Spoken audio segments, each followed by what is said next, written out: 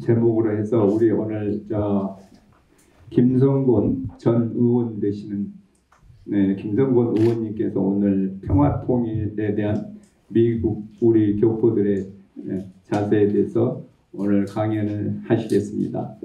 그래서 첫 번째는 우리 차정원 박사님이 나오셔서 간단한 개의 인사 말씀이 있겠습니다. 해동포들은 남에서 왔거나 북에서 왔거나 통일을 굉장히 원하고 있죠.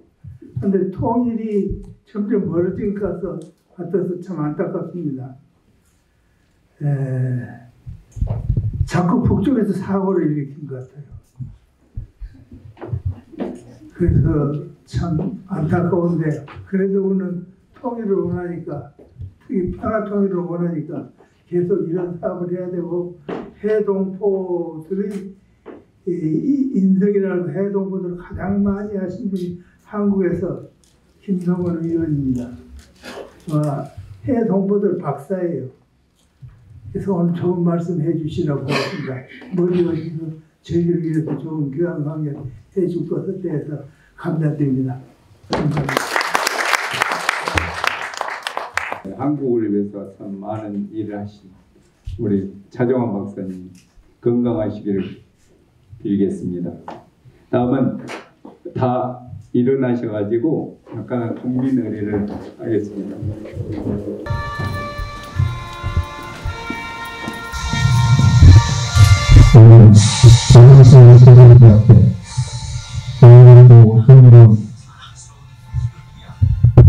자유롭고 정의로운 대한민국의 풍만 영광을 충성을 다할 것을 굳게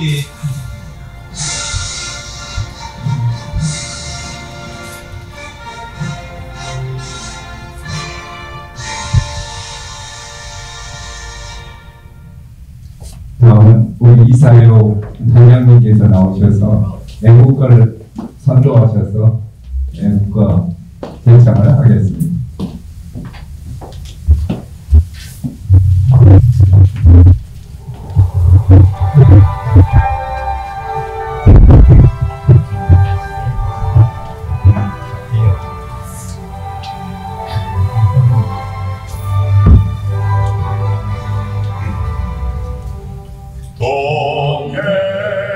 동해물과 백두산이 마르고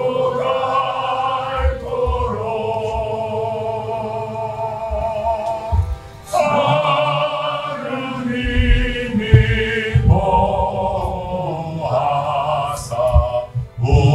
우리나라 만세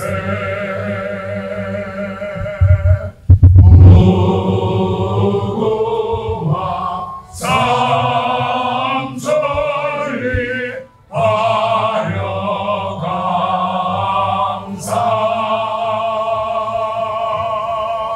대한 사람 대한으로 길이 보전하세.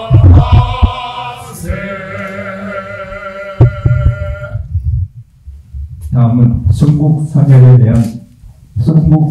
호국영령에 대한 문명이 있겠습니다. 문명 시작.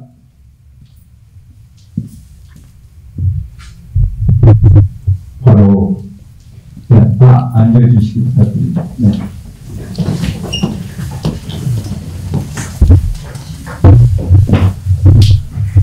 다음은 내빈 소개가 있겠습니다.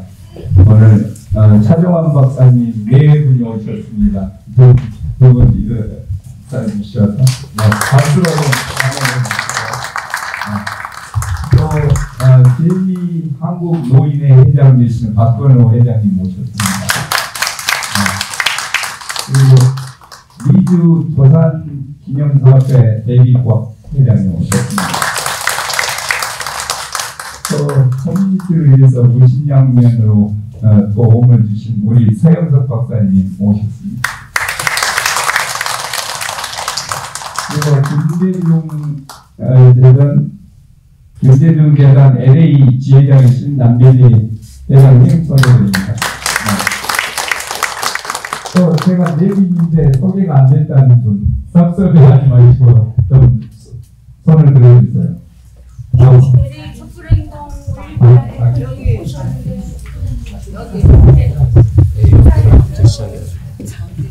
박은주 사랑재단 총재님, 박은주 총재님.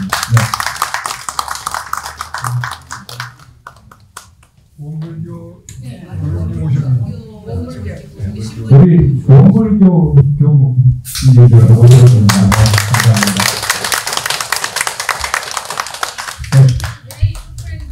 네, LA 촛불도 올리비아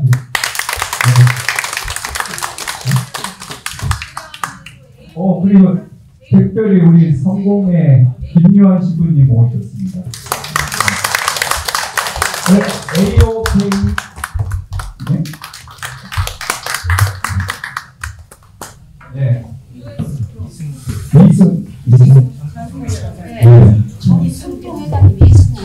이승우 전 평통회장님 오셨습니다. 여기 하늘 영수. 스티브 김 사이먼 사이먼 김인데 죄송합니다. US 미래포럼의 김재율 회장님. 또 다른 분 빠졌어요?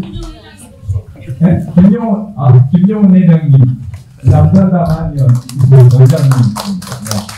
그리고 우리 오은영 선생님. 네, 이상으로 아쉽지만 내일 소개가 마치고요. 그다음에 우리 제미 한국 노인회 회장이신 박건호 회장님께서 오늘 이 행사의 격려사를 해주시겠습니다. 네.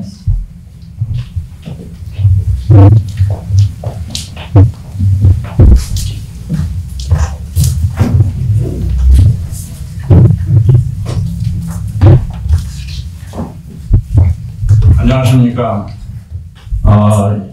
오늘 이렇게 많이 와주셔서 대단히 감사합니다. 여러분의 참석은 큰 의미를 갖습니다. 왜냐하면 오늘 서울에서 이렇게 훌륭하신 김성분 전 의원께서 오셔서 여러분한테 따끈따끈하지 못해 뜨거운 소식을 전할 거고요. 이분은 누구 못지않게 오늘날의 300명의 국회의원 누구보다도 여러분들의 교포 권익과 대정부 재단 설립이라든가 여러 가지 우리 교포사에 공헌을 많이 하신 분입니다. 그리고 앞으로 또 좋은 일을 많이 하실 수 있는 그러한 역량과 능력을 가지신 분입니다. 그래서 한반도 평화의 그 의미, 앞으로의 전개, 그 다음에 현재 한국의 정치 상황 여러 가지를 좋은 소식을 많이 들으실 겁니다. 감사합니다. 네, 감사합니다. 다음에는 우리 미주 도산 기념사업회 회장이신 대기곽 회장님께서 해주시겠습니다. 안녕하세요. 여러 선배님들 앞에서 제가 미리라고 소개받아서 죄송한데 사실은 저는 우리 김정곤 이사님과는 동포 재단 이사님 하실 때부터 여러 가지로 많은 인연을 뵙고 특히 남북 문제에 대해서 굉장히 많은 관심을 가지고 계셔서 제가 항상 많은 부분에 좀 의논도 하고 또 이렇게 고견도 듣고 그런데 사실은 도산 안창호 선생님이 추구하는 완전한 통일은 사상적 그리고 정신적 통일 그리고 인격의 통일 그리고 조직 그리고 우리 행동의 통일이라는 그런 것을 통해서 이 새로운 문명 민족으로서의 건설이라는 이상과 연결이 되고 있다고 생각합니다. 그래서 만약 도산 선생님께서 살아계시다면 지금 남북 문제에 아마 가장 많은 부분에 대한 방향성과 또 말씀을 주시지 않았을까 생각하시고 또 실천을 해주셔서 생각합니다. 저희가 어제 23년 사태 임원들이 우리 김성현 이사님을 모시고 공연을 좀 듣는 저녁에 그 식사 자리를 만들었는데 저희 그 공연을 듣는 중에 저에게 조언을 하나 주신 게 도산 기념사업회의 그 정관에 그 우리 남북 문제를 사실 완전한 독립을 위한 그 남북 문제에 대한 우리의 행동에 대한 부분을 넣는 것이 어떻겠냐라고 해서 저희 인원들이 다 공감하고 그래서 이번에 그 일찍 저희가 수정을 통해서 그 부분을 넣기로 했고요.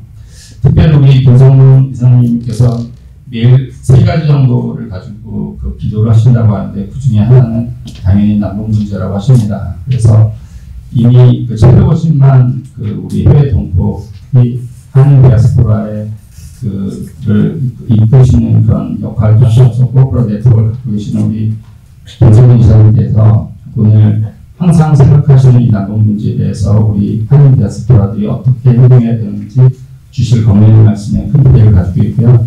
이렇게 이 행사를 준비해주신 우리 김 회장님이라든지 여러분들께 그리고 많은 단체들께 다시 한번 감사드리고 저희 도산기념사업회는 기념관 관리를 통해서 우리 미래 세대를 위한 또 우리 그 코리안 아메리칸들이 자긍심 넘치는 그런 그 정체성을 확립할 수 있는 그러한 그 터를 준비하고 있습니다. 그래서 많은 선배님께서도 관심 가져주시고 도와주시면 저희들이 열심히 노력하고 또 도산의 정신과 또 그 실천이 그 우리 미래 세대와 또 저희들이 함께 이루어나갈 수 있는 그런 노력을 열심히 하겠습니다. 감사합니다.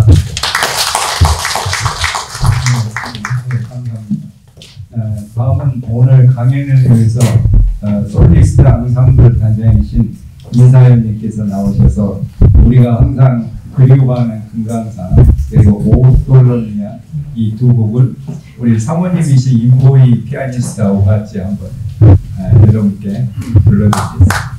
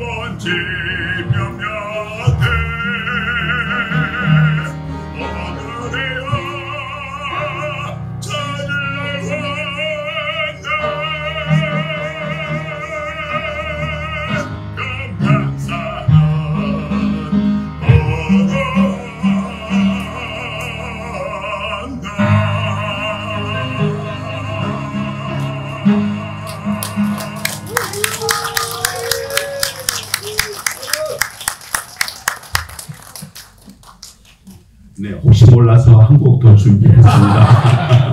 네, 여러분께서 또 사랑하시는 이탈리안 깐조네 오솔레 미오를 준비해봤습니다. 우리 한반도 정말 이렇게 귀한 우리 이사장님 오셔서 해주신 우리 한반도를 향한 또 이 찬란한 빛이 빛나는 그러한 마음으로 노래해 보겠습니다.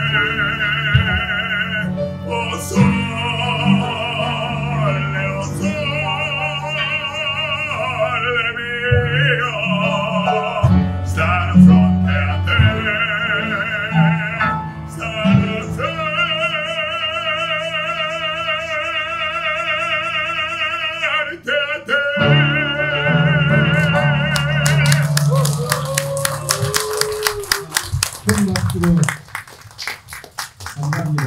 네. 다음은 우리 남가주 호남양호의 회장이자 이 집의 주인이십니다. 우리 김재일 회장님께서 오늘 그 강연을 해주신 우리 강사 소개가 있겠습니다. 김재일 목사입니다. 주인은 아니고 빌렸습니다. 이렇게 보시면 될 것 같아요. 우리 강사님 김성곤 박사님이라고 그래야 될 것 같아요. 고려대학교를 나오셨고 또 템플대학교에서 철학으로 석사 박사를 받으셨는데 비교 종교학입니다.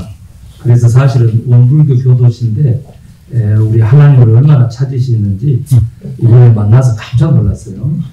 감사드립니다.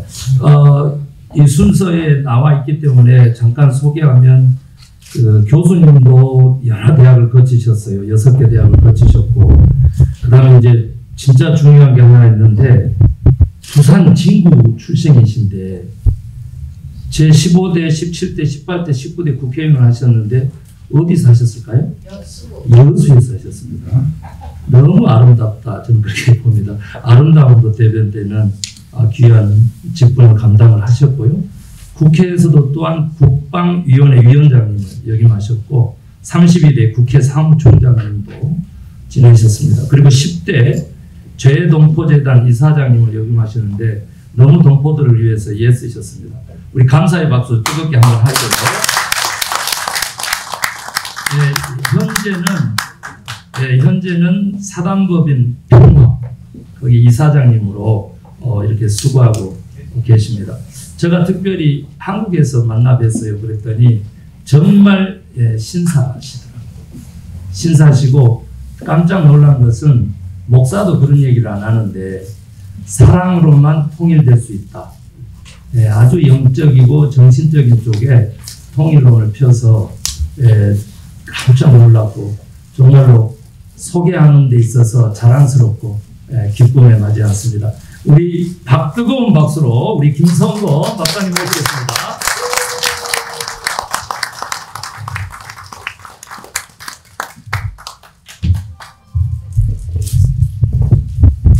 네, 소개받은 김성건입니다. 오늘 주말에 다들 또 일정들이 있으실 텐데 이렇게 자리를 꽉 채워주신 우리 기빈님들 감사드리고 또 이 행사를 준비해 주신 김재훈 목사님을 비롯한 AOK 또 김대중 재단 LH지구 US 미래포럼 또 진한국 노인회 또 도서기념사업회 5.18 기념사업회 또 LA 촛불행동 제6 6번자연대 또 하늘연구회 대표 여러분께 진심으로 감사의 말씀을 드립니다. 요거 불을 조금 꺼주셔서 요 화면 좀 잘 보이도록 좀 될 수 있습니까? 네.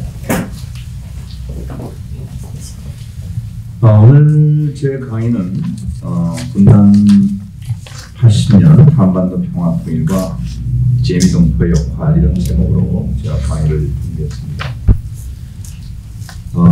분단 100년이 얼마 안 남았어요. 20년 정도밖에 남지 않았는데 이번 그 대한민국의 그 윤석열 대통령 탄핵 과정에서 아마 LA에 계신 동포 여러분께서도 정말 마음 졸이면서 또 많은 걱정을 하시면서 또 한국의 상황을 추시했을 텐데 다행히 또 헌법재판소에서 명쾌한 결론을 내주시고 그래서 제가 우리 대한민국 그 애국가에 하나님이 보호하사 우리나라 만세 그러는데 역시 하나님이 우리 대한민국을 잘 지켜주고 계시구나 그런 느낌을 가졌습니다. 제가 이번에 다시 한 번 더 느꼈습니다만 우리 사회의 진보 보수 또 좌우 간의 갈등의 이 밑바닥에는 남북 분단의 문제가 아주 깊게 깔려 있습니다. 그래서 이 남북 분단의 해결 없이는 이 대한민국 국내의 남남 갈등 이 해소되기가 정말 어렵고 또 반대로 남남 갈등의 원만한 해소 없이는 또 남북 분단 문제도 해결하기 어렵다는 것이 저의 어쨌든 결론입니다. 그래서 오늘 정말 간절히 기도하는 심정으로 우리 지혜 동포들이 좀 중심이 돼서 우리 한민족 분단의 문제를 극복하고 전쟁과 평화가 정착되기를 기원하겠습니다. 그럼 어떻게 분단이 시작이 됐는지 그 과정을 좀 같이 보도록 하겠습니다.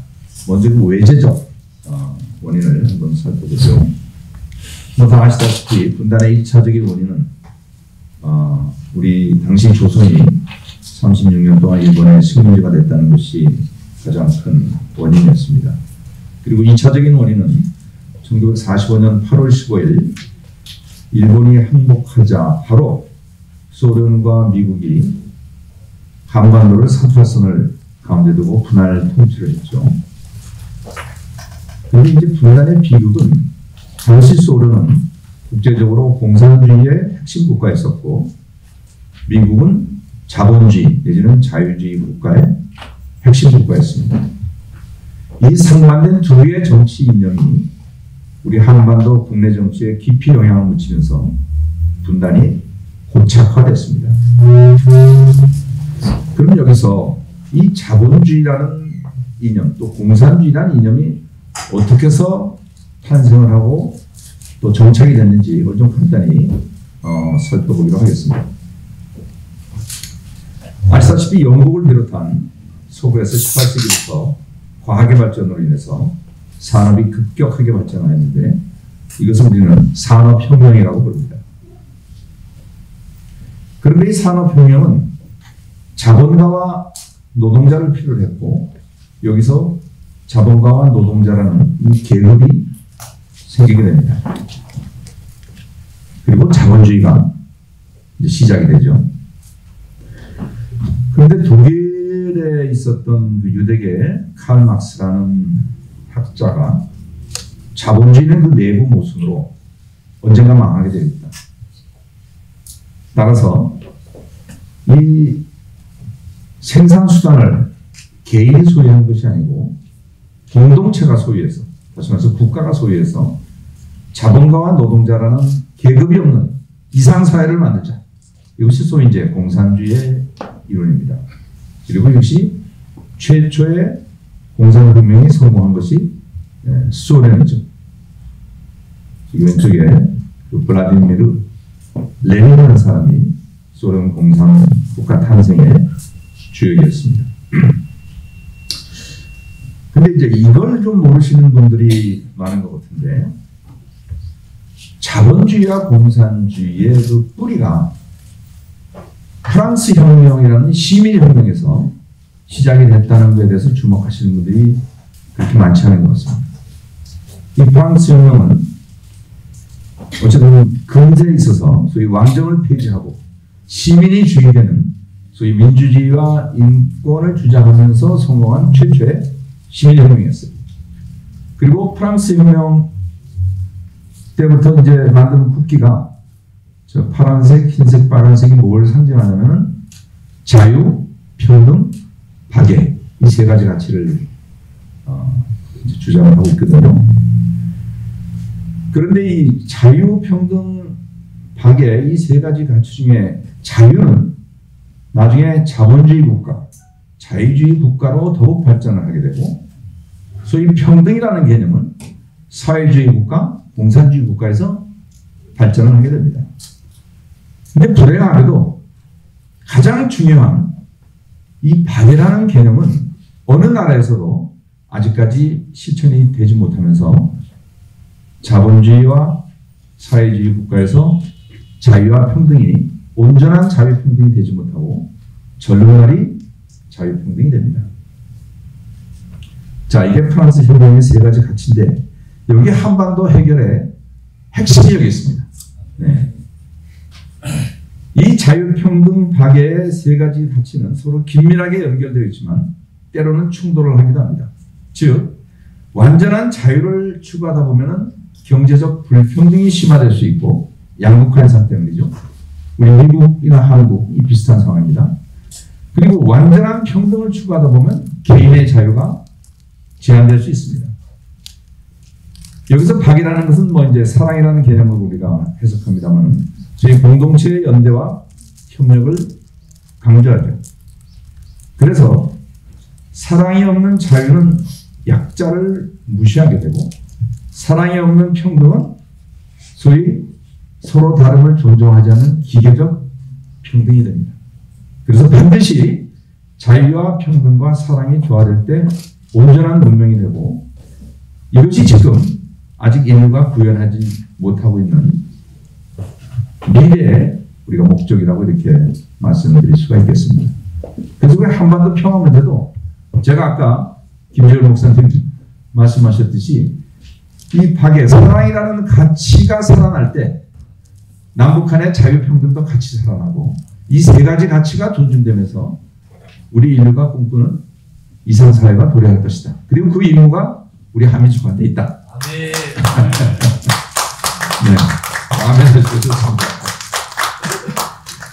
자, 이게 이제 제가 그 우리 한반도 분단의 외교적인 이유를 간단히 좀 말씀드렸고, 그럼 우리 이제 한반도 내 우리 한국 정치인들끼리 또 우리 한국 국민들 사이에 그 분단의 원인을 좀 얘기를 해보죠. 오른쪽 두 분은 아마 익숙하지만 왼쪽 분은 잘 모르실 거예요. 우리 대한민국의 그 뿌리를 임시정부에 두고 있는데 이미 임시정부 때부터 소위 러시아하고 힘을 합쳐서 일본을 상대로 싸우자라는 소위 친도 사회주의 독립운동가들이 있었습니다. 소위 이동인 같은 분이었어요. 그리고 또 한편으로는 이승만 박사처럼 미국을 중심으로 해서 자유주의라는 기치를 갖고 독립운동을 하자는 또 이런 우파 독립운동가들이 있었습니다. 그래서 이 양쪽 간의 싸움이 하도 심해갖고, 네. 이 도산 안창호 선생님이 가운데서 양자를 어떻게 해서든지 통합하려고 많은 노력을 하셨다고 제가 들었어요.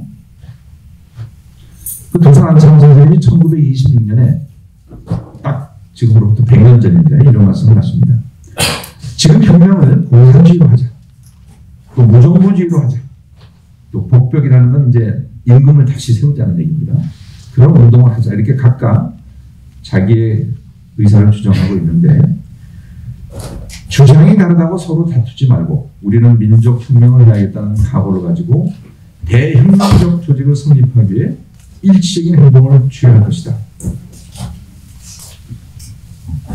지금도 우리 100년이 지났지만 지금도 우리가 싸우고 있는 겁니다. 근데 임시정부가 해방돼서 한국으로 돌아왔어요. 근데 1945년 해방되자마자 이 해방 정국의 주도권을 잡기 위해서 소위 김일성을 중심으로 한 소위 좌파 또 공산주의 세력 그 다음에 이승만 대통령을 중심으로 한 소위 우파 세력이 서로 정권 다툼을 합니다. 우식으로 해야 된다. 근데 이대로 가다가 우리 모처럼 해방 맞은 화면적이 두 쪽이 나게 생겼으니까 가운데에서 양쪽을 중재하면서 아까 안창호 선생님도 그랬듯이 이 좌우 통합을 시도한 중도파들이 있었어요. 아마 제가 그 당시 정치했다면 이분들과 같이 했을 겁니다. 가운데 김구 선생님이 계시고 저 약간 왼쪽에 영원장 선생님이 계시고 또 오른쪽에 김유식 선생님이 계시고 이런 분들이 정말 안타까운 심정으로 좌우가 갈라져서는 안 된다 그랬는데 이 중도파들이 양쪽 극단 세력으로부터 다 배척을 받고 암살을 당하거나 납치를 합니다. 이게 참 불행의 시작이었어요. 그러면서 이분들이 6.25 전쟁이 터질 것을 예언을 합니다. 1948년 4월 뭐라고 얘기하냐면 민소 양국이 우리 민족과 강토를 분할한 채 남북에 각각 정부를 수립하는 날에는 오직 동족 상잔의 창화를 격화시킬 뿐이다. 남북의 우리 형제자매가 미소 전쟁의 전초전을 개시하여 총검으로 서로 대하게 될 것이다. 그러니까 전쟁이 날 걸 이미 얘기하는 것이죠. 결국 이런 중도파들의 안타까운 충고에도 불구하고 몇 개월 후에 서울에서는 이승만 대통령을 중심으로 한 소위 리퍼블릭 오브 코리아 대한민국이 만들어지고 그 다음 달에 평양에서 김일성을 중심으로 한 소위 민주주의 인민공화국이 만들어집니다. 재미있게도 양쪽 다 수식어는 조금씩 다르지만 코리아라는 부호를 쓰고 있어요. 그러니까 서로가 우리가 코리아의 주인이라고 이제 주장을 한 게 지금까지 계속되고 있는 거예요.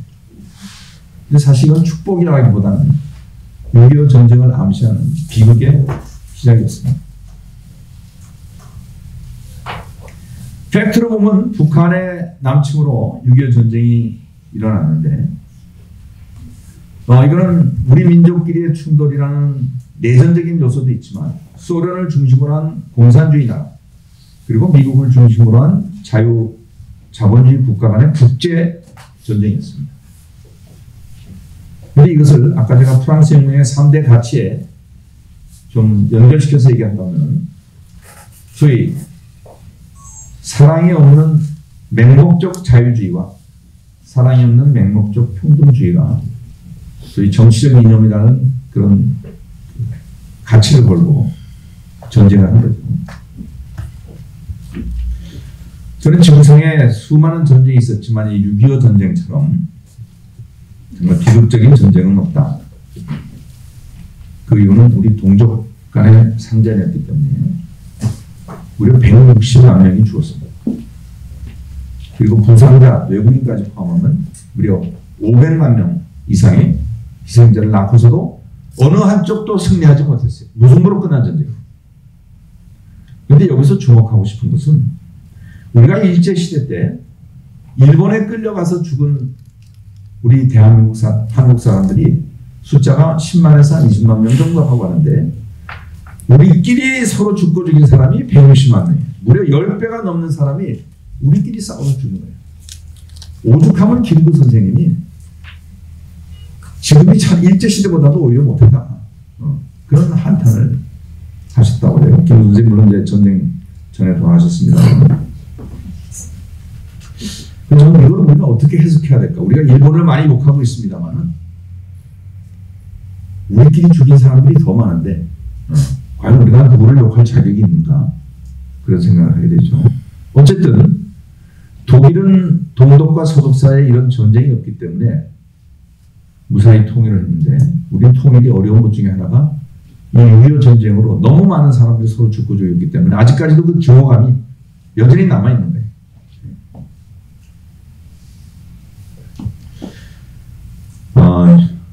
2차 대전 이후에 만들어진 이 유네스코 헌장 서원에 유명한 얘기가 있습니다. 전쟁이 인간의 마음에서 시작되었듯이 평화를 구축해야 될 첫 번째 방법도 인간의 마음이다. 그러니까 전쟁을 일으키는 인간의 마음은 증오심이고 평화를 구축하는 인간의 마음은 박애 즉 사랑이에요.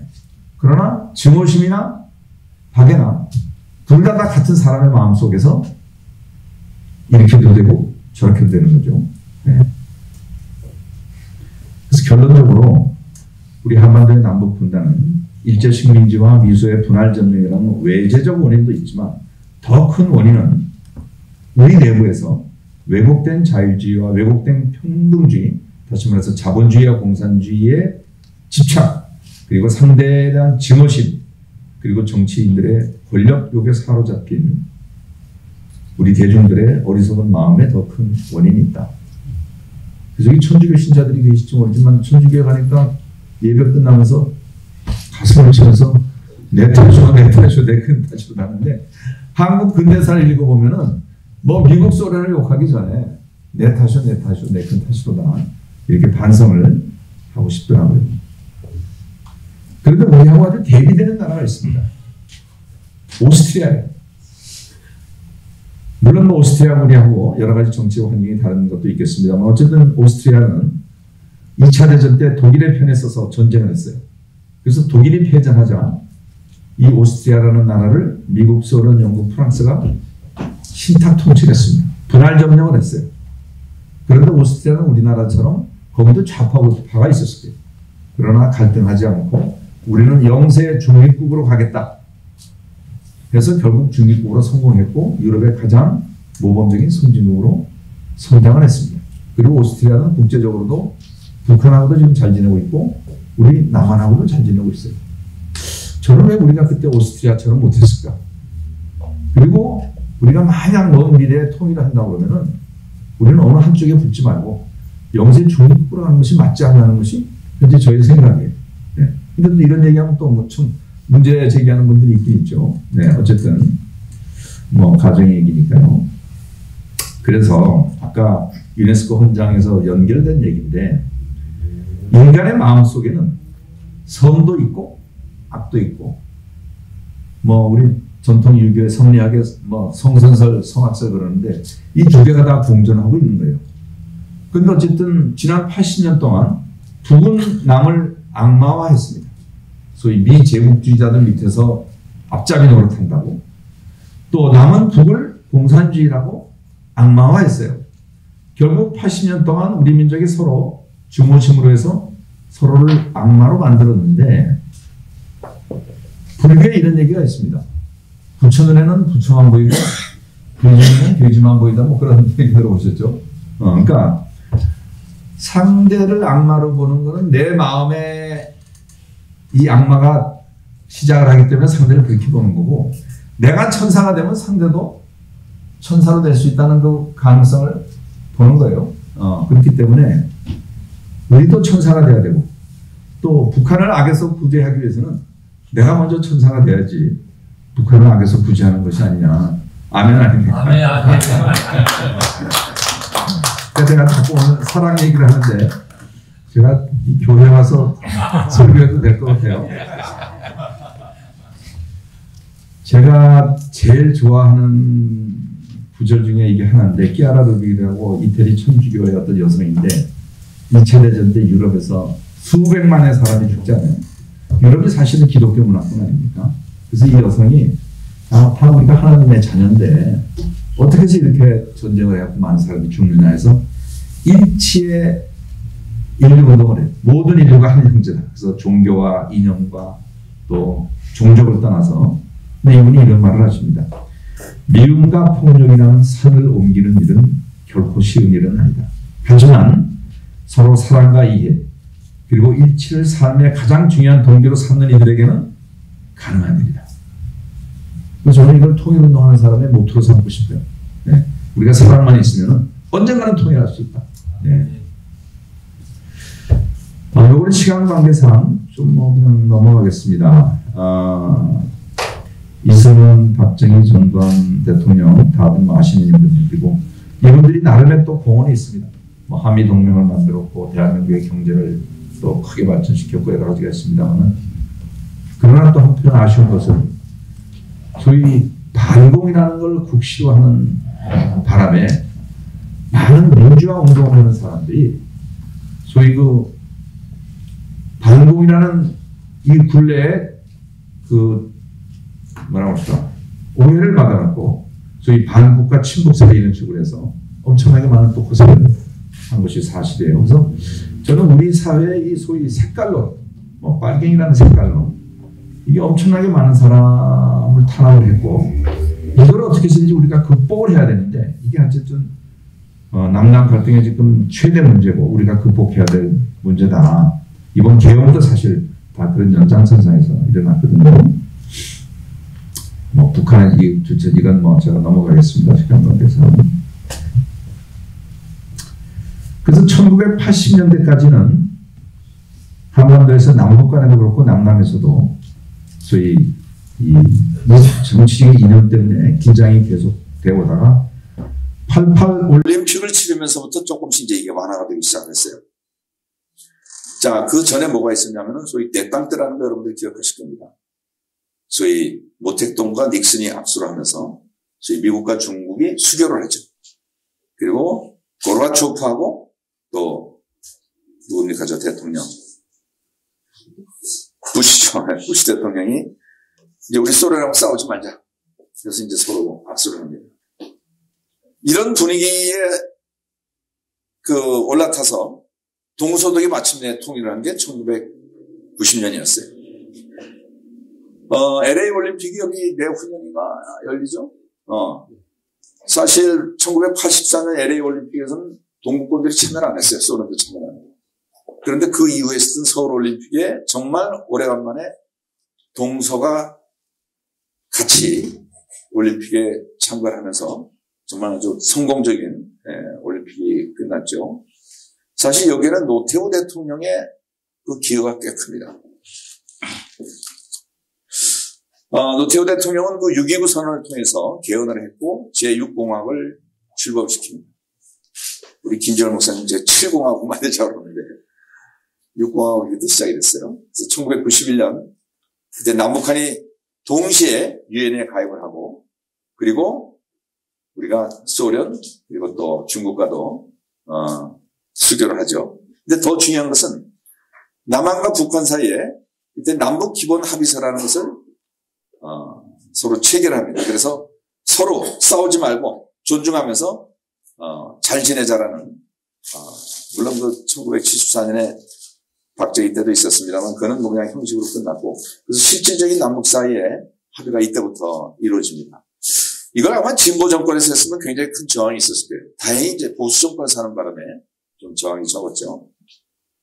자, 이거는 1990년에 소련과 외교 관계를 수립했고 92년에 중국과 외교 관계를 수립해서 그때부터 우리 동포들이 소련에도 가고 또 중국에도 자유스럽게 갈 수 있게 됐습니다. 근데 여기까지는 굉장히 좋았어요.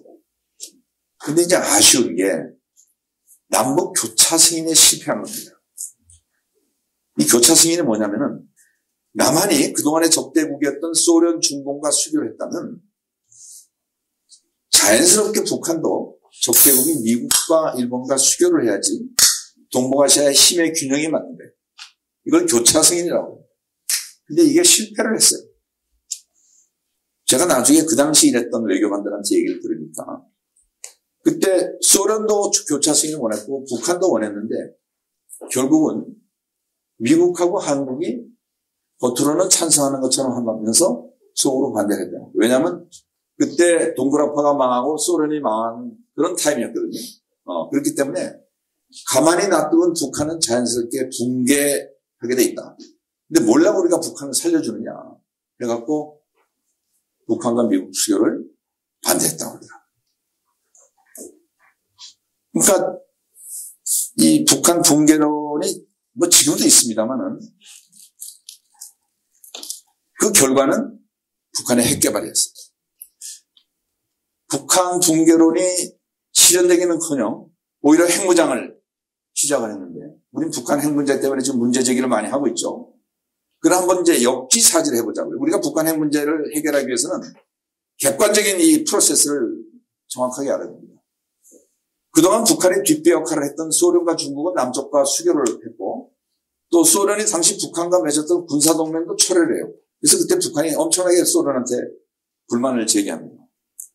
그런데 남한은 자기 편이었던 중국 그리고 소련과 수교를 하면서 더구나 남쪽에는 세계 최강의 미군이 주둔하고 있죠. 그리고 엄청난 핵무기를 미국이 갖고 있죠. 언제 북한이 침략당할지 모르는 게 북한 입장에서는 불안하죠. 그러니까 북한은 결국 선택한 것이 자신들의 안보를 지키기 위해서라도 이제 핵에 손을 대기 시작을 하는 겁니다. 지금 우리가 북한의 핵 문제를 제기하지만 1990년대 이전에는 그 챗 GPT에 나와 있더라고요. 무려 950개의 핵무기가 남한에 있었다는 거예요. 물론 그 핵무기는 우리가 개발한 것이 아니고 미국이 당시 중국과 소련을 견제하기 위해서 한반도에 갔다는 거죠. 근데 지금은 뭐 다 철수를 시켰다고 하더라고요.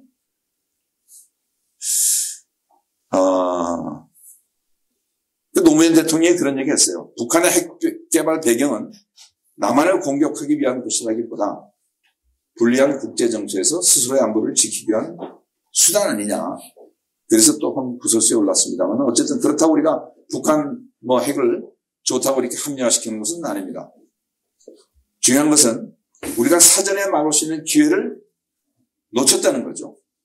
그래서 이 북핵 문제 해결을 하기 위해서는 북한이 불안하게 생각하는 이 안보 문제를 먼저 해소시켜야 되고 그래서 종전협상, 평화협상, 그다음에 북미 수교 이런 것들이 필요하다라는 그런 말씀을 드리고 싶습니다.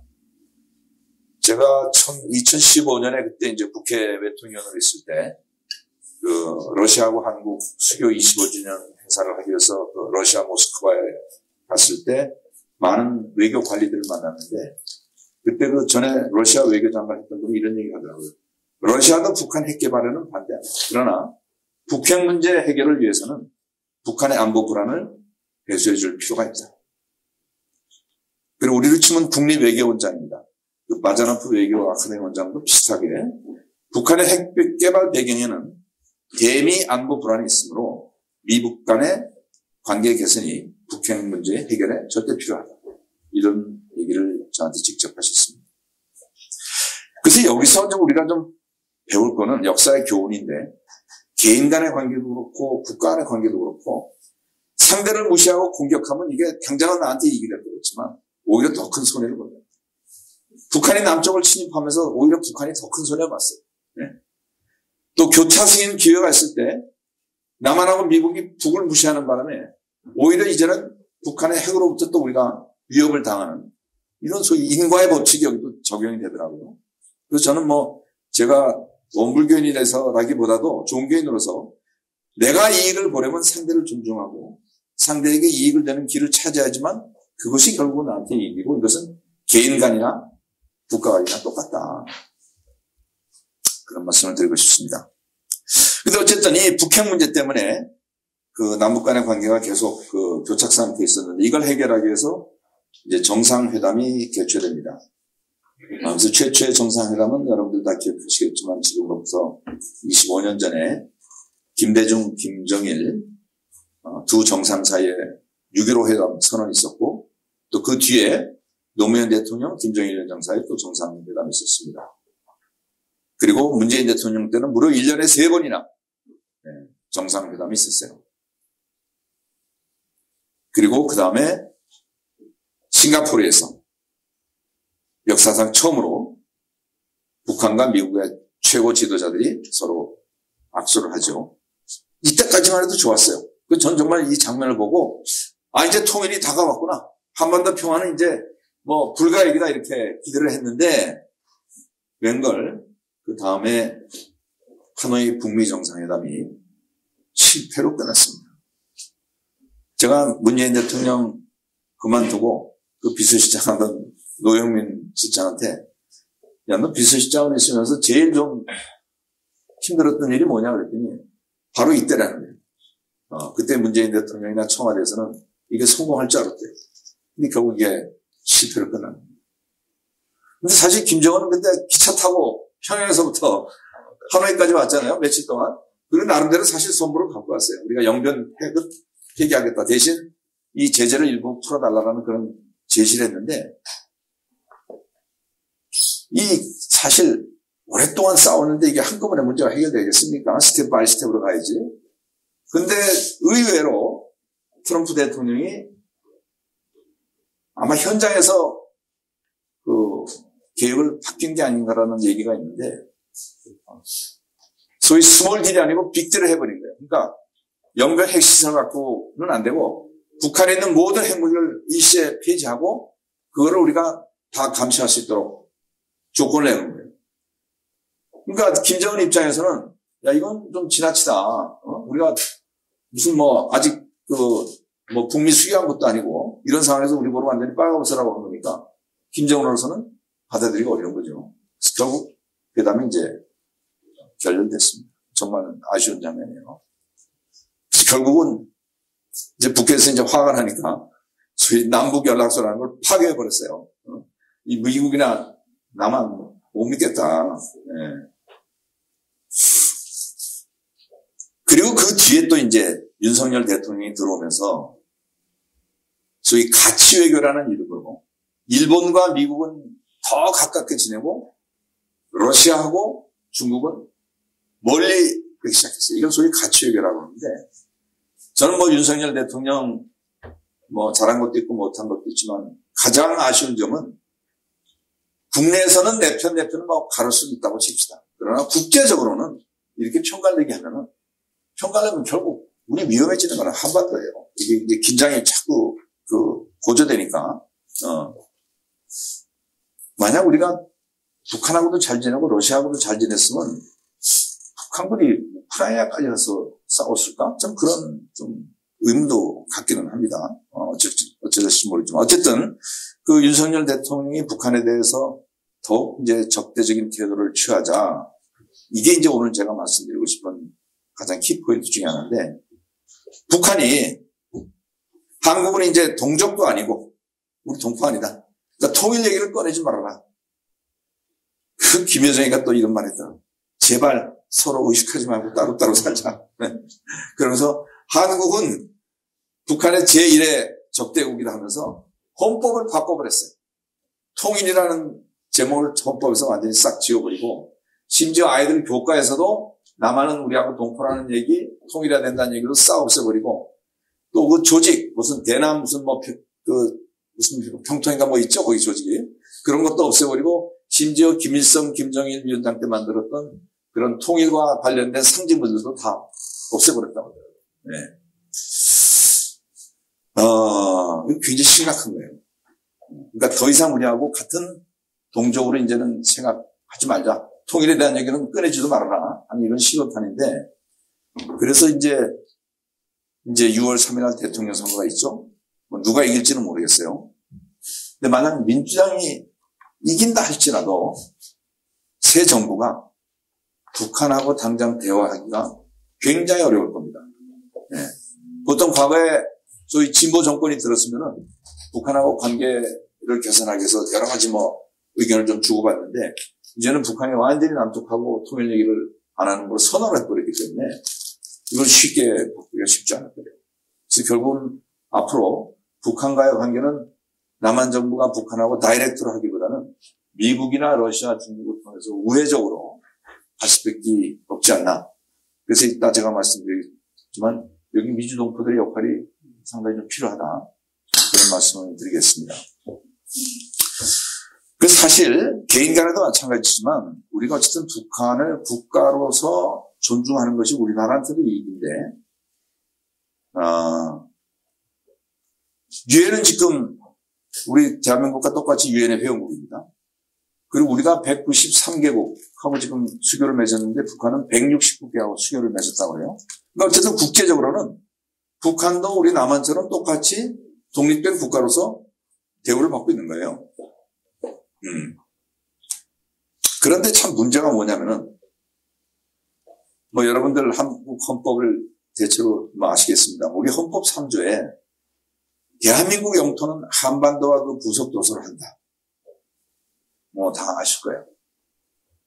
근데 실질적으로는 휴전선 이전은 이북은 대한민국이 관할을 못하고 있잖아요. 80년 동안. 네. 그러니까 48년부터 하면 이제 78년이잖아요. 네. 그러면 우리 헌법 3조에 북한은 뭐냐? 북한은 반국가 반란 세력인 거예요. 정부를 참칭하고 있는 반란 세력이 휴전선에 80년 넘게 지금 존재하고 있는 거예요. 그러니까 이 헌법 3조를 완성하려면 어떻게 해야 됩니까? 북한을 때려 부셔야 되는 거예요. 그래야지 맞죠. 그리고 대한민국 대통령의 임무 중에는 통일을 해야 되는 그런 임무가 있거든요. 그럼 이 헌법 3조대로 하면은 북한으로 쳐들어가서 없애버려야 되는데 이게 현실적으로 가능하냐. 근데 헌법 4조에는 또 뭐라고 되냐면 대한민국은 통일을 지향하면서 자유민주적 기본 질서에 입각한 평화적 통일 정책을 수립한다 이렇게 돼 있어요.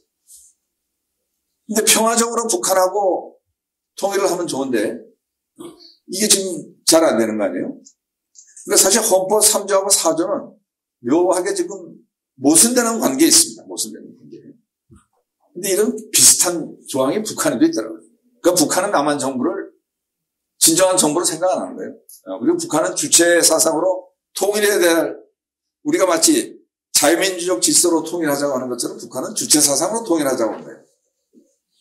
그러니까 서로를 서로가 잘못된 정권이라고 하는데 이게 대화가 제대로 되겠냐 이 말이에요. 네. 이게 참 어려운 문제다가 또 남쪽에는 이제 국가보안법 문제가 있어갖고 북한에 대해서 조금이라도 잘못 좀 좋은 얘기를 하면은 이 당장 잡혀갈 수가 있습니다. 저도 오늘 이거 녹화만 안 한다면 좀 다른 얘기 하고 싶은데 녹화가 되는 바람에 잘못 또 얘기하면은 한국 들어갈 때 당장 국정원에서 와갖고 야 넌 대한민국 국민인데 거기 가서 그런 얘기 하고 있냐. 잘못 잡아갈 수 있는 이 법이 이제 국가보안법이에요. 그래서 이거를 그때 노무현 대통령 때 좀 개선하려고 그러는데 잘 안 됐습니다. 근데 아까 제가 얘기했던 이 북한의 이 국가론에 장점도 있고 단점도 있어요. 만약 우리가 북한을 지금 북한이 요구하듯이 서로 독립된 국가로 이렇게 받아들인다면은 어떻게 보면 평화 공존의 기반이 마련이 되는 겁니다. 그러니까 아까도 얘기했듯이 영토 조항을 그러면 서로 바꿀 수밖에 없어요. 그러니까 휴전선 이남은 대한민국 정부고 휴전선 이북은 조선민주주의인민공화국이다. 그래서 국가 대 국가로 이제 인정을 하죠. 그럼 남북 관계가 안정이 되고 상호 불가침 원칙이 확립되고 군사적 충돌의 위험이 그만큼 줄어드는 거예요. 근데 사실 그동안에 아까 노태우 대통령이 얘기했던 뭐 남북한 기본 합의서라든지 유엔의 동시 가입이라든지 그동안의 남북 정상회담은 사실상 두 개 국가를 인정을 하고 있는 거예요. 그러니까 어떻게 보면 과거 정상회담은 엄격하게 얘기하면 다 한국 대통령들이 국가보안법 위반했다고 얘기를 해야 되는데 뭐 그건 통치권 차원에서 했으니까 뭐 잡아가지는 못합니다만은 근데 당장 이제 우리가 북한이 제기하는 이 국가로는 우리가 받아들이자. 북한도 남한도 서로 국제 질서 속에서 이제 편입하는 독립된 국가라고 이제 인정을 하자고 제가 만약 국회에 가서 이런 제안을 하면은 너는 반헌법이다. 우리 지금 영토조항에 북한도 우리 땅이라고 돼 있는데, 그래서 헌법과 충돌하는 문제가 생기는 거예요. 그래서 이 국가로는 잘못 얘기하면 국가보안법도 걸릴 수 있는 겁니다, 이게. 네. 이게 참 우리의 지금 딜레마예요, 딜레마. 예. 이거 오늘 얘기한 거 좀 편집해야 되는 거 아닌지 모르겠어요. 그래서 제 대안은 북한이 지금 적대적 이국관리, 여기 포인트가 빨간색에 있습니다. 적대적. 이국가는 이국가대, 남한과 북한은 적대적 이국가라는 거예요. 그러니까 남한이 제 첫 번째 주적이라는 거죠. 근데 저는 이 대안을 우리는 그렇게 하지 말고 이국가로 가긴 가되 궁극적으로 통일을 지향하는 우호적 이국가로 가자. 우호적 이국가. 그럼 되는 거 아니에요? 그러면 헌법 조항에도 크게 어긋나지 않고. 근데 사실 독일이 이런 방법을 썼더라고요. 처음에는 독일 동독과 서독도 상대 국가를 인정을 안 했었더라고요. 그러나 그 빌리 브란트가 동방 정치를 실시하면서 상호 주권과 영토를 보장하는 협약을 맺고 양쪽이 외교 관계를 맺었어요. 그러면서 결국은 통일을 했습니다. 그래서 결국 남북한도 이렇게 가는 것이 맞지 않나 이렇게 생각을 합니다. 자, 그럼 이제 재미동파의 역할에 대해서 좀 말씀을 드리죠. 여기서 좀 긴장해서 들읍시다. 제가 지금 뭐 나이가 70이 넘었습니다만 어렸을 때부터 이 통일에 대한 교육에 이제 익어 있는 사람인데, 제가 어렸을 때는 포스터 때, 국민학교 때 통일에 대해서 뭐 포스터를 그려라 그래 선생님이. 그러면 북한은 이렇게 뿔 달린 도깨비로 막 그리고 그랬어요. 우리는 정말 그런 줄 알았어요. 그때 나중에 제가 금강산에 한번 가니까 저를 보고 우리 북한 사람들이 뿔이 달린 거 봤습니까? 그 사람들은 농담을 한 건데, 그래서 북한이나 남한 내부에 있는 사람들이 서로의 문제를 보다 객관적으로 볼 필요가 있다. 양쪽이 너무 잘못된 이미지를 그리고 있는 거예요. 그리고 가능하면은 서로 좀 많이 방문하고 교류해서, 방문할수록 사실 좀 객관적인 얘기를 할 수 있는 거니까. 그리고 제가 또 한번 사랑 얘기를 해야 되겠네요. 남한과 북한, 중국과 미국. 지금 트럼프하고 시진핑이 엄청 싸우는데, 나 이것도 좀 싸우지 말고 목사님이 가서 좀 사랑하자고 그러세요. 중국하고도 왜 이렇게 싸우냐? 우리가 서로 위민하면 되지. 네. 그래서 상대를 미워하는 마음으로는 남북 간의 관계도 그렇고 중국, 미국도 그렇고 결코 성공하지 못한다. 네. 근데 지금 전 세계 750만 동포가 있습니다만 가장 중요한 거는 재미동포예요. 이건 뭐 제가 다른 나라에 가서는 뭐 이렇게 얘기하면 좀 오해할 수 있겠습니다만, 왜냐면 일단 숫자가 제일 많습니다. 250만. 그리고 다행히 미국에 있는 우리 동포들은 미국의 정치에 참여할 수 있는 참정권이 있어요. 일본에도 60만 동포가 있습니다만 일본 동포한테는 참정권을 주지는 않아요. 일본을 귀하지 않아요. 물론 여기도 시민권을 따긴 따야 되지만, 근데 일본에서는 우리 동포들이 일본 시민권을 따면 그 사회에서 배반자라고 그래요. 배반자. 그러니까 자기가 일본 시민권을 땄다는 얘기를 떳떳하게 못하고 다니는 거예요. 근데 여기는 미국 시민권 땄다고 해서 뭐 부끄럽다고 안 그러잖아요. 이게 우리 재미동포들의 큰 장점입니다. 그래서 저는 전 세계 동포 중에서 우리 미국 동포들이 평화통일에 가장 큰 힘을 발휘할 수 있다. 그리고 방금 얘기했지만 먼저 미주 동포들의 이 북한에 대한 인식, 오늘 여기 뭐 이제 한 5, 60명 오신 것 같은데, 제가 듣기로는 우리 미국 동포들의 많은 분들이 통일 얘기, 북한 얘기만 하면 알레르기 같은 분들이 엄청 많다고 하시더라고요. 네.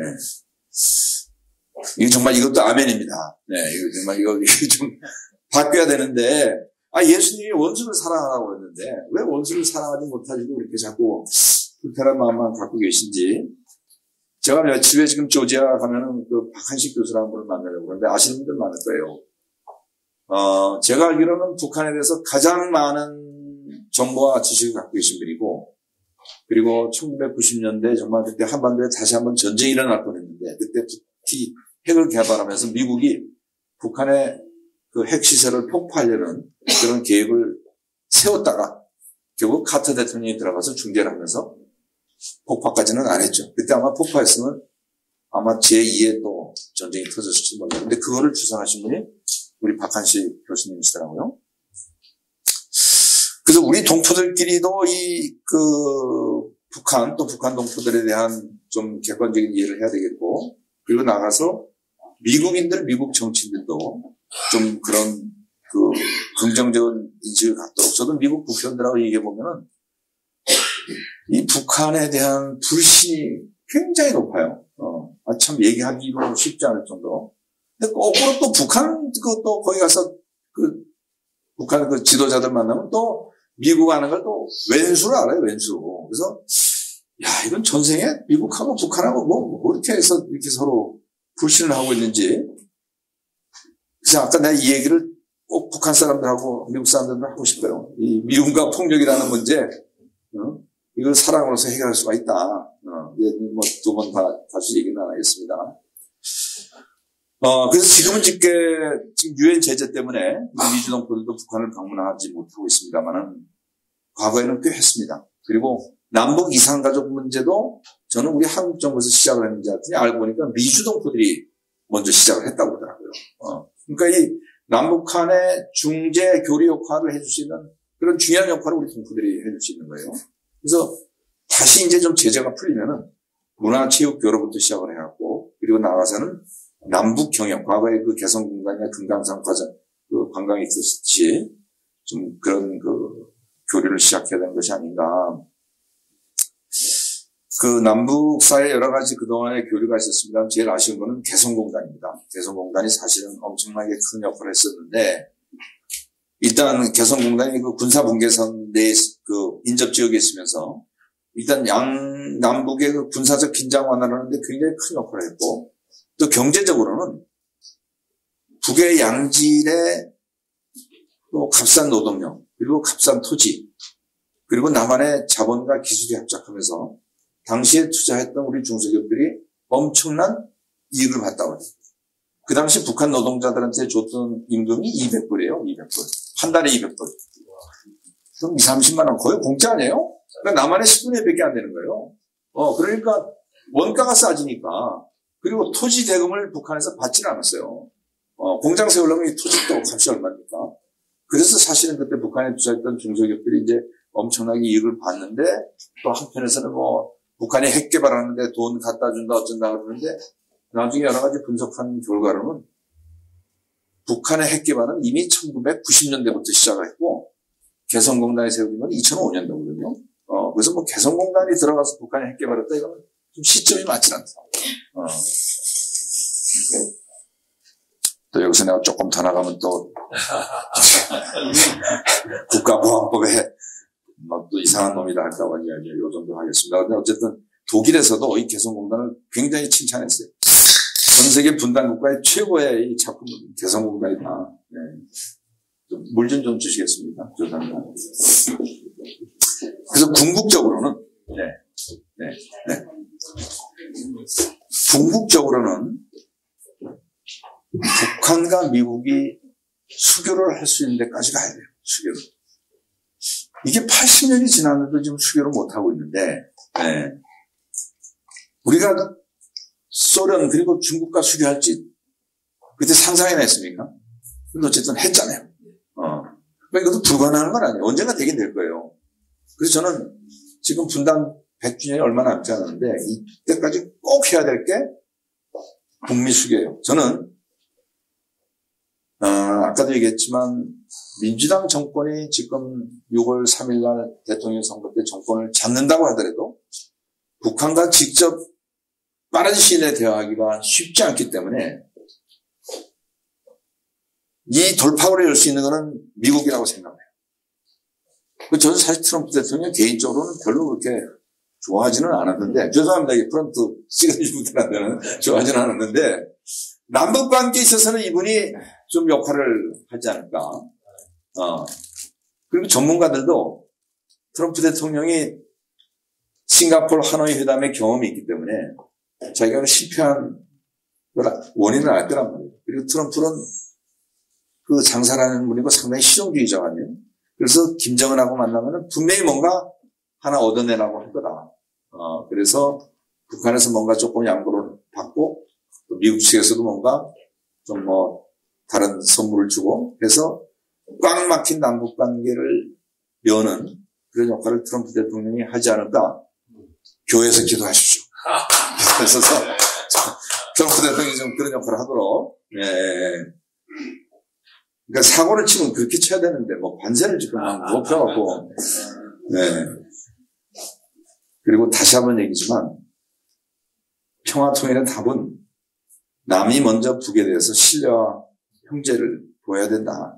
그래서 북한도 언제까지 악마로 있는 거는 게 아니고, 거기도 선해질 수 있고, 거기도 그 좋은 정부가 될 수 있기 때문에 그건 우리 하기 나름이다. 네. 그런 말씀을 드리고, 그러려면은 현실적으로는 우리가 기도도 해야 되지만 미국 정부와 의회를 움직여야 되는데, 다행히 여기 계신 분들의 80%는 미국 시민권자일 겁니다. 그렇죠? 이 시민권을 좀 최대한 이용을 하시고, 또 여기 국회의원들한테 좀 후원금도 보내시고, 그래서 그 미국의 국회의원들을 좀 우리 편이라는 표현보다도 한반도의 긴장 완화가 되는 것이 미국한테도 도움이 된다, 결국은. 네. 왜 미국의 그 젊은이들을 거기다 파견해서 그 위험한 지역에 보내고, 왜 미국 국민들의 세금을 그런 데다 쓰느냐. 제가 아까 그 미국 여기 그 정치인 밑에서 하는 그 보좌관하고 점심을 먹었는데, 내가 이런 질문을 했어요. 제가 그 미국을 비판하는 학자들의 책을 읽어보면요, 미국은 남북한이 평화롭게 되는 걸 바라지 않는다. 오히려 군사적으로 더 긴장되는 것을 바란다.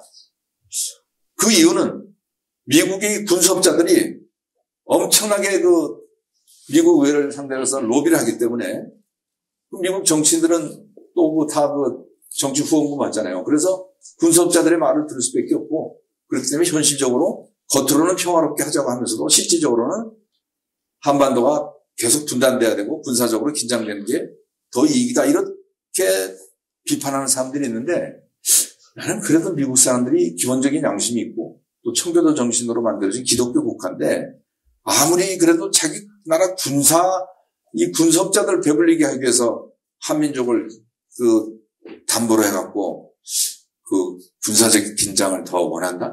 이거는 나는 아니지 않나. 난 모르겠어요. 나중에 한번 좀, 여기 또 전문가들이 많으시니까, 그게 정말 믿어도 되는 얘기인지 저는 아니기를 바라요. 그리고 사실 이번에 우크라이나 전쟁도 끝내려고 그러잖아요. 트럼프가. 전쟁 계속해야지 미국 저 군수물자 팔아먹을 텐데, 전쟁 끝내자고 보면 반드시 그런 비판은 난 뭐 옳은 건 아니다 이렇게 생각하는데, 이제 모르겠습니다. 네. 요거는 이제 넘어가겠습니다. 그리고 평화대학 얘기는 여기 그 AOK 관계하시는 분들이 많은데, 그 박한시 박사님이 제안하신 거예요. 통일은 우리 시대에 이루기는 사실상 쉽지 않다. 결국 이제 우리 후대들이 해야 되는데, 이거를 위해서 우리 여기 2세, 3세들의 어쨌든 이런 통일의 그 의지를 키우고, 또 그런 객관적인 교육을 시켜서 소위 그 미래 우리 한민족의 통일과 인재를 만들기 위한 그런 대학을 만들자 하시는 제안을 이분이 했는데, 저는 상당히 필요한 제안이라고 봅니다. 그래서 제가 어저께 도산기념사업회 분들하고도 그런 얘기했고, 또 우리 박윤석 총재님하고도 그랬는데, 이제 우리 1세들은 죄송한 얘기입니다만 차 박사님 돌아가시기 전에 평화통일 보기는 쉽진 않을 것 같아요. 제가 모시고 가고 싶은데. 그래서 우리 시대에 이루겠다는 꿈은 잠시 좀 고려하고, 네, 죽어서라도 우리 후세들이 이 꿈을 이룰 수 있도록 그 씨를 좀 잘 뿌려놓은 필요가 있지 않느냐. 그래서 이제, 그러니까 차 박사님, 저는 굉장히 부자라고 얘기를 들었는데, 죄송합니다. 혹시 좀 남는 재산이 있으시면 이런 학교를 좀 만들어갖고 제2의 평화통일을. 우리 차 박사님, 사모님 죄송합니다. 남의 사유재산을 제가 막 기증하라고 해갖고. 근데 우리가 코리아와 세계 평화를 위해서 기증하는 건 괜찮잖아요. 그렇죠? 네. 그래서 끝으로 우리가 지금 통일 얘기를 하고 있는데 왜 통일을 해야 되느냐.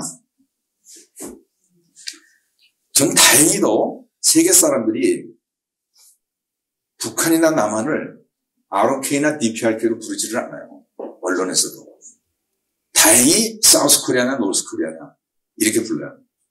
그리고 너 어디서 왔냐? 그러면 처음에는 뭐 차이니즈냐, 자페니즈냐 물었다. 그 다음에 코리안이냐 묻죠. 그래서 세계 사람들이 여전히 우리 코리안이라고 부르는 거예요. 그러니까 라스트 네임이 같으면 뭡니까? 같은 가족이죠. 사우스 코리아, 노스 코리아나.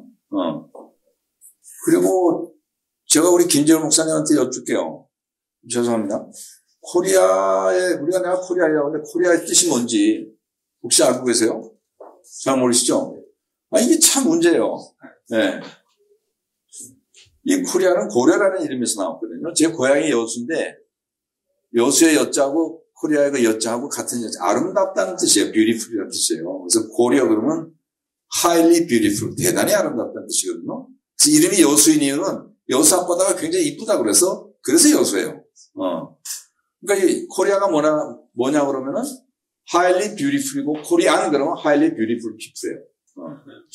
뭐가 highly beautiful people냐? 생긴 게 잘생겨서 그러냐? 그것도 맞죠.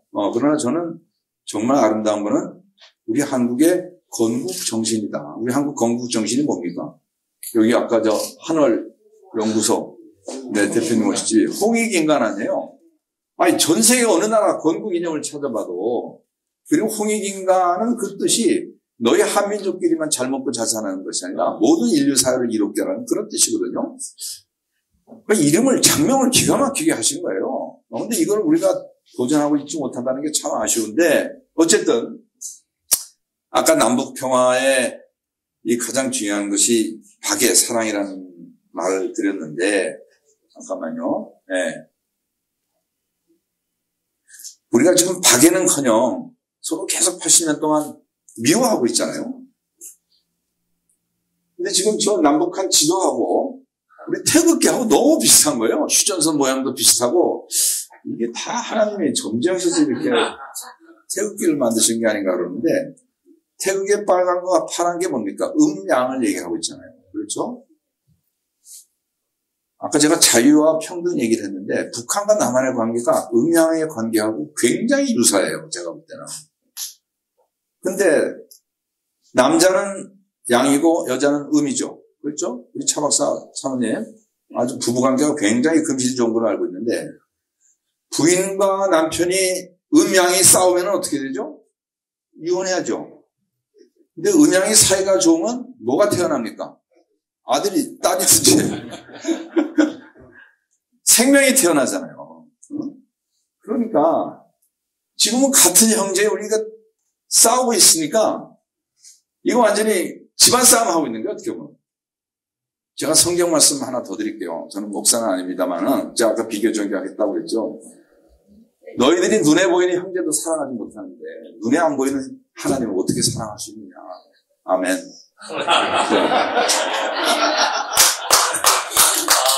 너희들이 나한테 재물을 바치기 전에 먼저 형제하고 화해하고 와라. 그러니까 싸우는 목사님들은 이 설교할 자격이 없는 거예요. 제가 볼 때는. 네?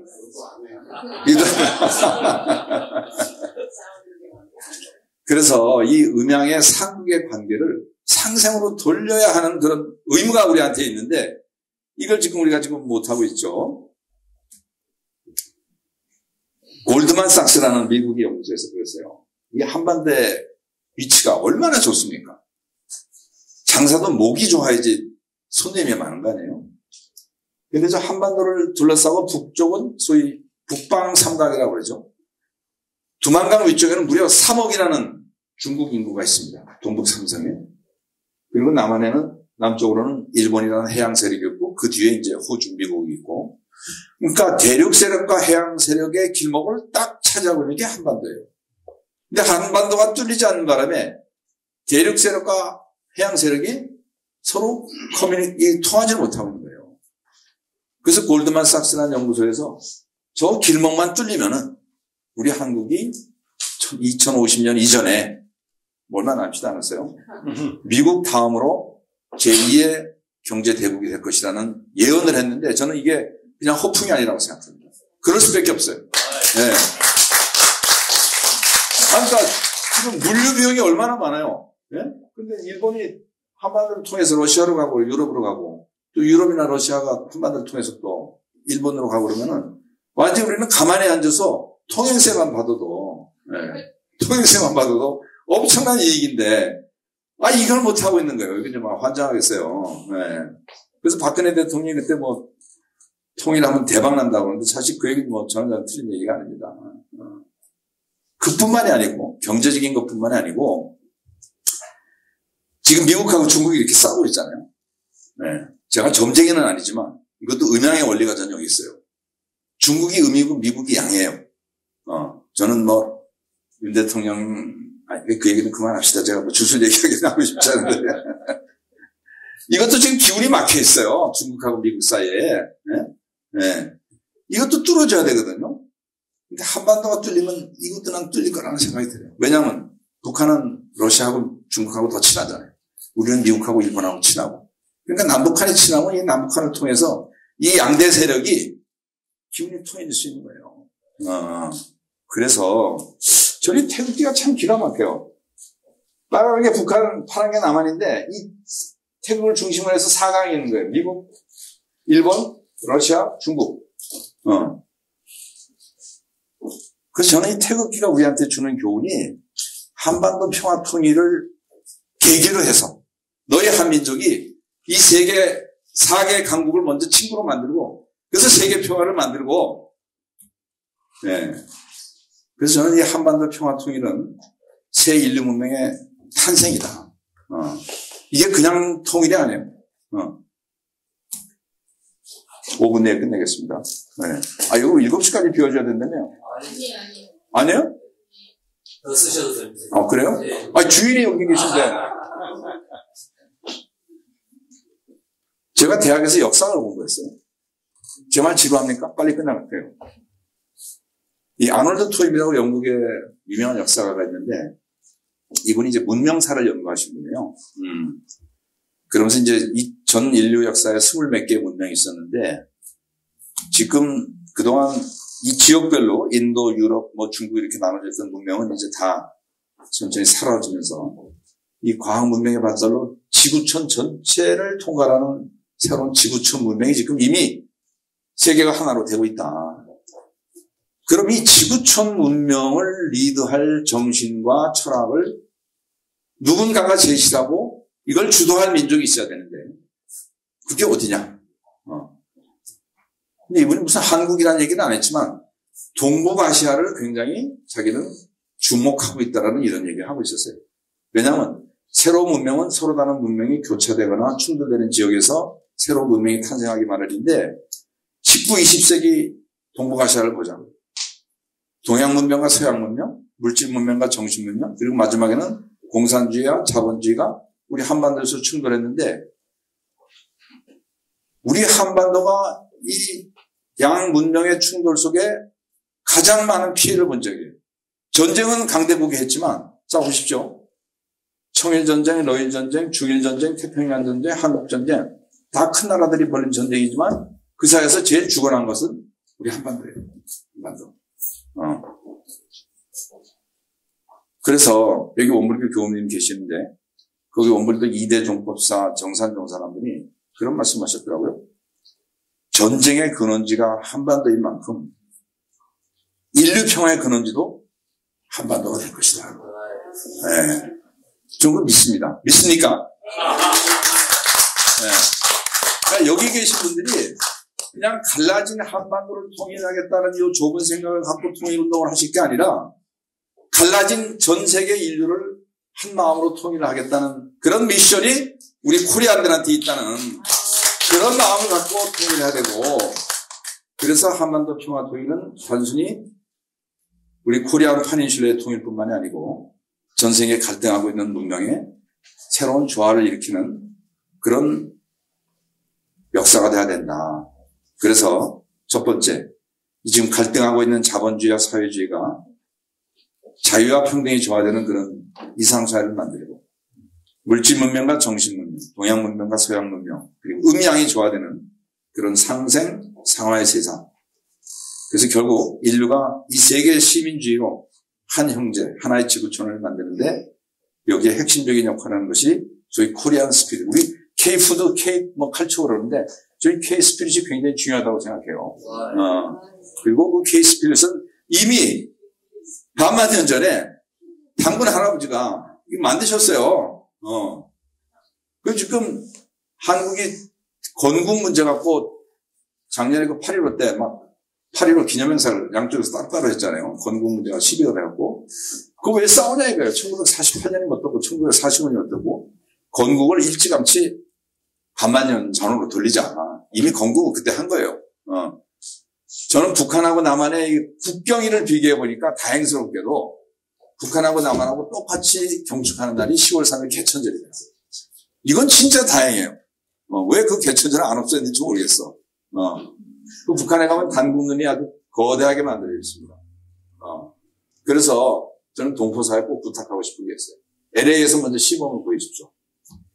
8.15 광복절 행사를 많이 하는데 저희 광복절은 그렇게 자랑스러운 날이 아니에요. 우리가 남의 나라에 뺏겼다고 그냥 찾은 거 아니에요? 그것도 우리 힘으로 찾은 것도 아니야. 그냥 뭐 미국하고 소련이 전쟁해갖고 원자폭탄 터뜨려서 우리가 그냥 어떻게 보면 공짜로 얻은 거죠. 근데 그거를 뭐 그렇게 뭐 경축할 필요가 물론 있냐? 그래서 10월 3일 개천절을 앞으로는 축하를 하자. 그 제가 좀 자랑을 좀 할게요.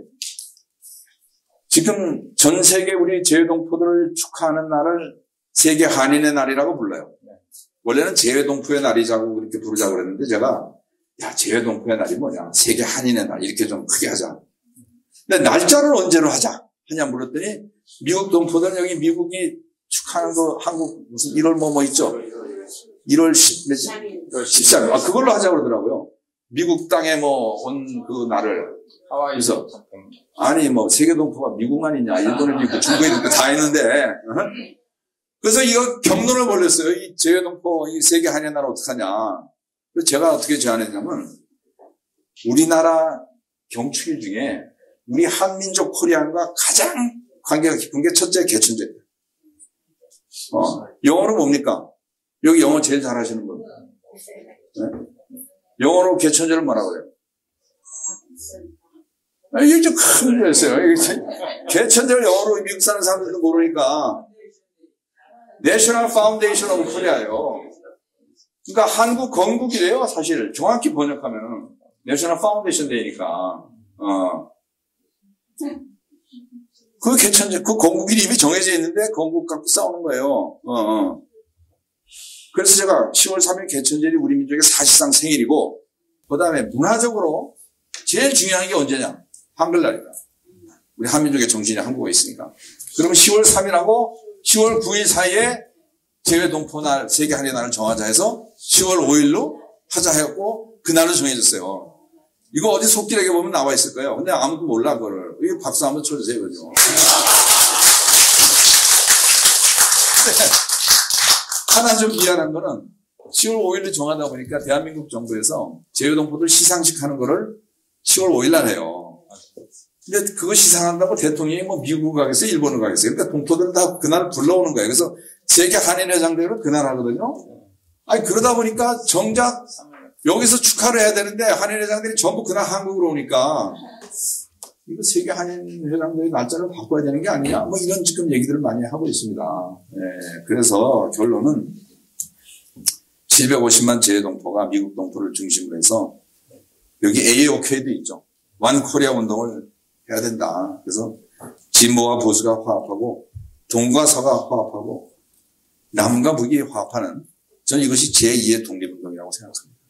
솔직히 미국 이민의 1세대라고 하는 독립운동가들이 대표적인 분들이 이승만, 서재필, 안창호, 뭐 하와이의 박용만 뭐 이런 분들이 많으시죠. 근데 아까도 얘기했지만 그분들이 지금 지금 이 땅에 태어나시면은 이거는 아니다. 우리가 독립하려고 했던 이런 것이 아닌데,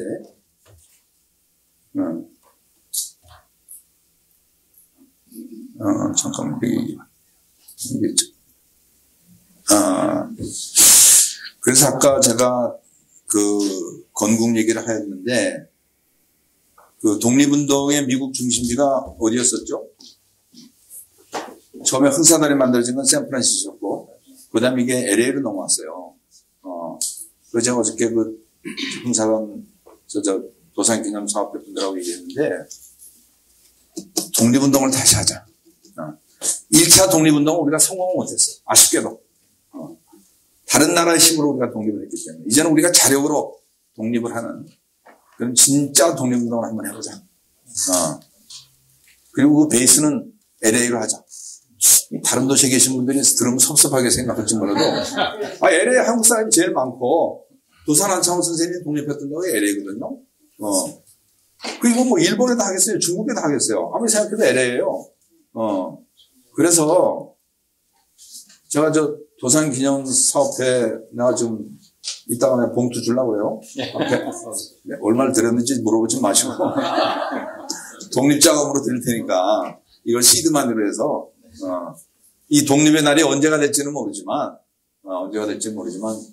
1차 목표는 분단 100년입니다. 20년 남았어요. 차 박사님 그때까지 살아 계셔야 돼요. 요즘 뭐 120세까지 산다고 하니까.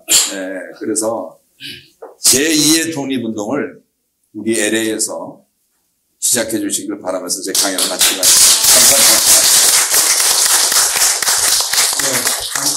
감사합니다.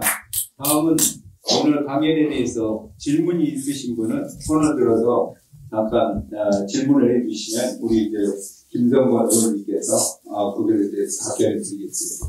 네, 김원장. 네, 우리 또 식사해야 되니까 너무 어려운 질문 하지 마세요. 아니고요. 시간 빨리 비우셔야 되니까 많이. 홍익인가 그거 당연히 아니에요. BC 233 플러스에다가 1565년 합쳐야 됩니다. 1565년 까먹으면 안 돼요. 네. 그래서 그게 환웅이에요. 다른 분이 아니고. 대체들도 마찬가지입니다. 이거 지금 고쳐야 됩니다. 네. 정정하시라 고맙습니다. 네. 또 직접으로 또 이렇게 해주셔서 감사하고요. 또 질문이 있으신 분. 네. 박건호 회장님. 뉴욕 타임스 평화로 도쿄에서 26년을 근무한 미스터 오스로프의 투 코리아라는 책에 보면은 미국과 미국 정부가 한반도와 한미조 2번을 배반을 했는데 트럼프 때 3번을 배반하지 말라는 법이 없다. 그거를 한민족이 경계해야 된다 하는 얘기가 얼마 전에 나왔거든요. 거기에 대해서 글쎄, 이제 이거 트럼프한테 물어봐야 되는 질문인 것 같은데, 사실 트럼프는 미국의 대통령이기 때문에, 미국의 이익에 따라서 움직이겠죠. 당연합니다. 미국의 국회의원들도 마찬가지고. 근데 우리가 주장하고 싶은 것은, 지금은 세계화 시대이기 때문에, 다른 나라의 손해가 되고 미국의 이익만 되는 일, 저는 그건 진정한 미국의 이익이 아니라고 봅니다. 그래서 미국이 진짜 세계의 리더가 되기 위해서는 미국에도 좋지만 다른 나라에도 좋은 서로가 윈윈할 수 있는 그런 제안을 해야 되고 그렇게 해서 세계를 지도하는 것이 궁극적으로 미국한테도 좋은. 그러니까 제가 아까도 얘기했듯이 다른 나라를 힘들게 해갖고는 결코 미국이 성공할 수 없다. 아니 미국의 상품을 사줘야 되잖아요. 다른 나라 사람들이. 그렇게 해서는 진짜 미국의 대통령이라고 하면 그리고 미국이 세계에 제일 가는 리더 국가라고 하면은 그리고 진짜 노벨 평화상을 받고 싶다고 하면은 미국의 이익만 생각하는 대통령이 아니고 전 세계의 이익을 생각하는 그런 대통령이 되고 그리고 그 중에 중요한 것이 우리 한반도 평화 문제다. 이렇게 대답을 하는 것으로 제가 마치겠습니다. 네. 다른 분 또 질문 있으신 분 계십니까? 질문은 아니고요. 질문 아니도 되겠습니다. 네, 우리 박 회장님. 네, 오늘 말씀하신 것 하나가 정말 중요하고 저는 다 동의를 합니다. 그런데 아까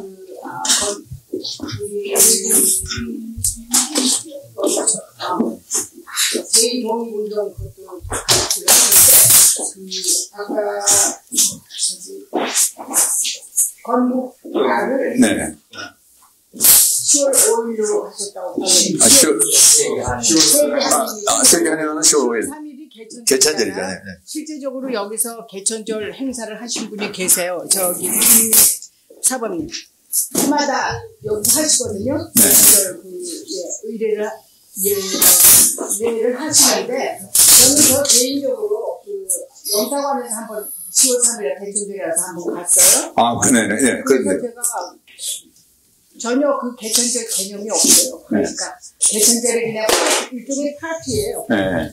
외국 사람들 초대하고 그다음에 한국의 전통문화 패션 제가 말씀을 드렸는데 거기에 대해서 전혀 그 개천절이 있으니까 우리 한국의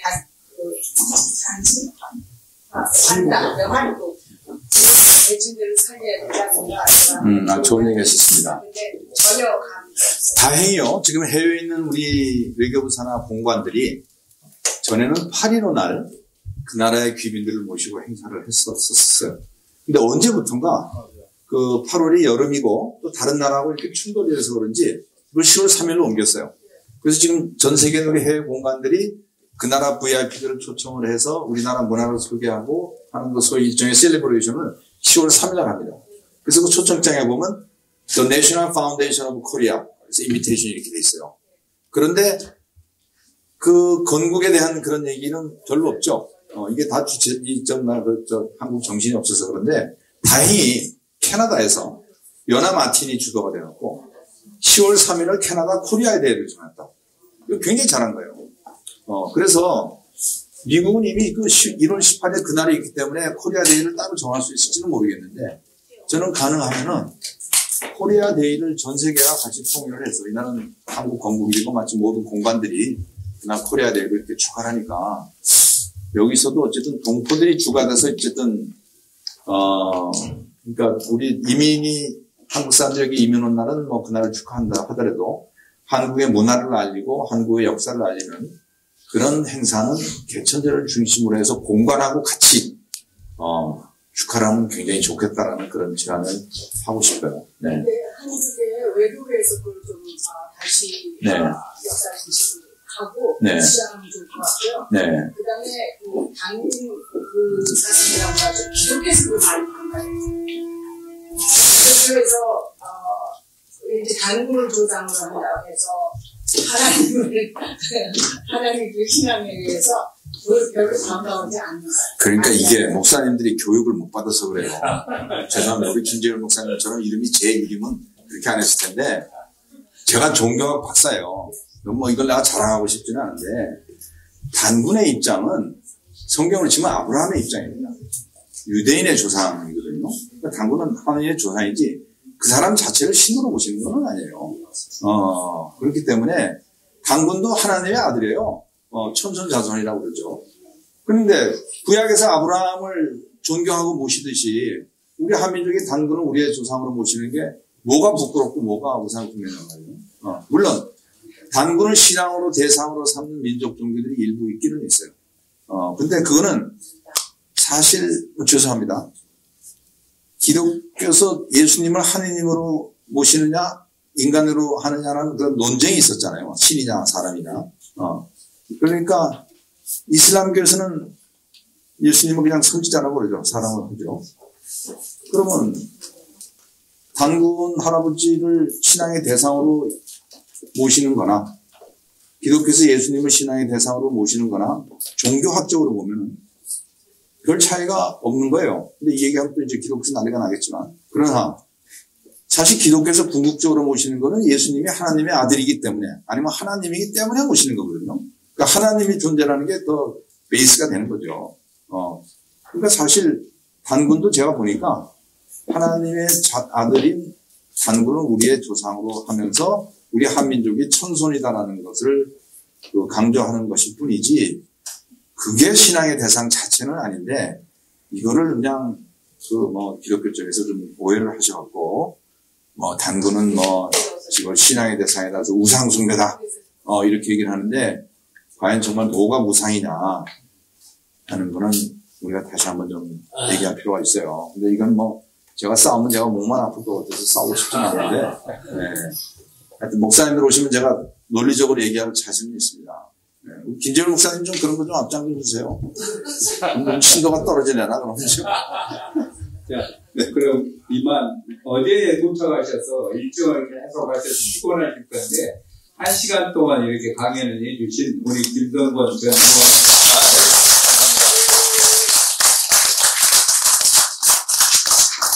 그리고 오늘 우리 강의의 가장 중요한 점이 우리가 참정권을 또 한국에서 4월 24일까지 재외국민 등록을 하셔야 돼요. 그 얘기를 안 했구나. 예, 그걸 참여를 해주시고 또 이번 선거를 잘 하셔야지 한국이 계속 이런 문제가 생기는 것을 우리가 참정을 해서 관계를 또 한국을 잘 세우면 좋겠고 미국에서도 우리가 투표에 적극 참여해서 정말 말씀하시는 우리 평화통일의 우리 구도자가 되자 이런 말씀을 해주신 것 같아요. 그래서 오늘 감사드리고요. 첫 번째, 두 번째는 또 우리가 5.18 행사가 5월 19일 날 있어요. 그래서 민주화의 그 상징적인 그 대한민국의 일이니까 좀 많이 참석을 부탁드리고요. 또 우리 김재율 목사님이 제7공화국이라는 책을 이렇게 펴셨어요. 그래서 이게 관심이 있으신 분은 이걸 좀 뒤에서 하시고, 우리 또 백지영 선생님께서 합창단을 또 하시고 계십니다.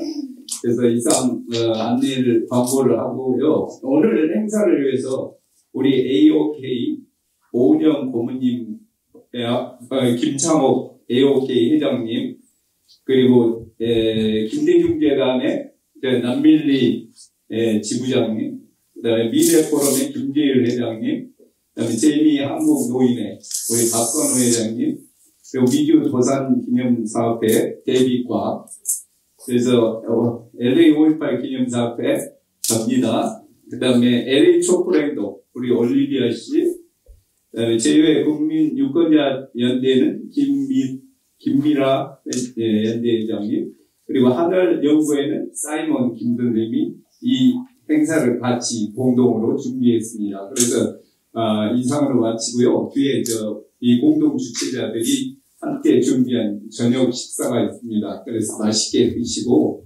오늘 행사를 마치도록 하겠습니다. 네.